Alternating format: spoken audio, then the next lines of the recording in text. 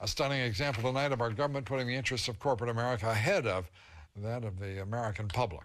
A new draft report from the Food and Drug Administration says the chemical known as BPA is not dangerous, despite dozens of studies that link BPA to various illnesses.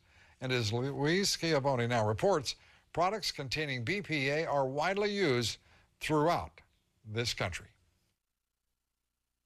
From baby bottles to sippy cups to food can liners to water bottles hydrating the youngest athletes, consumers have been exposed to a root chemical called bisphenol A, or BPA, an artificial sex hormone used as a core building block in close to 7 billion pounds of plastic on the market today because of its strength and resiliency. This isn't a weak contaminant. This is a powerful contaminant, and it's striking right at the core of American public health. From the National Institutes of Health to independent scientists, researchers say BPA could be a factor in cancer, infertility, and behavioral disorders. But for now, the Food and Drug Administration is not ready to sound the alarm, telling Lou Dobbs tonight, quote, "At this time, FDA is not recommending that anyone discontinue using products that contain BPA while the agency continues its safety assessment process.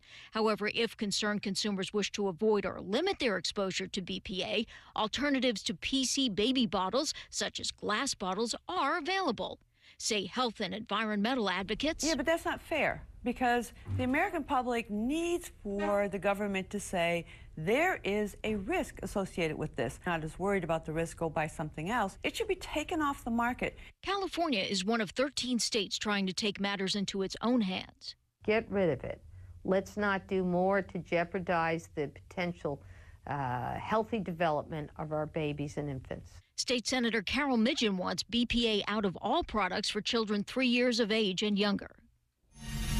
Look, while the FDA believes for now that BPA migrates into human food at levels that are safe, industry is taking its cue from public concern, recalling bottles containing BPA and replacing some products without it. Lou?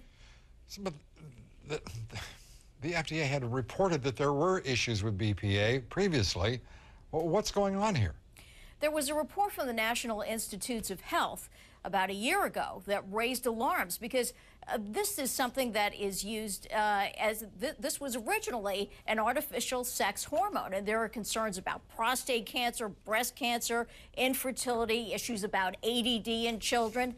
And the chemical industry, as you can imagine, is very concerned about these reports. So the FDA said, look, we're just going to review all of these reports. And today, I've had several exchanges with the FDA today, and they stand by their assertion that as long as they cannot demonstrate, in their view, that harmful levels of BPA migrate into the human body, they're not going to advise people to stop using products that contain these. So they would not err on the side of safety for the American consumer, is what they basically are saying.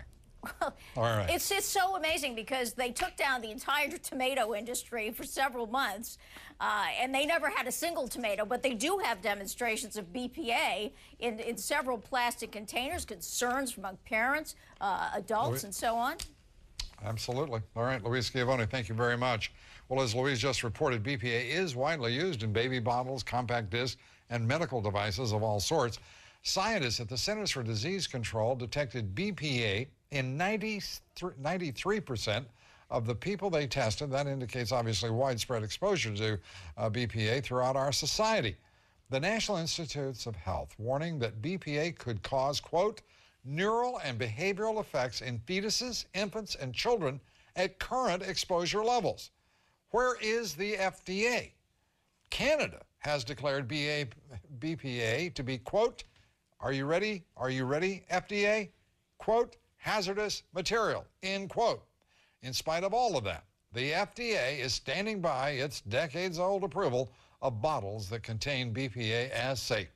The FDA cites 2 studies, both of them funded by, are you ready? Both of those studies funded by the plastics industry. Shocking. I'll bet that surprised you greatly.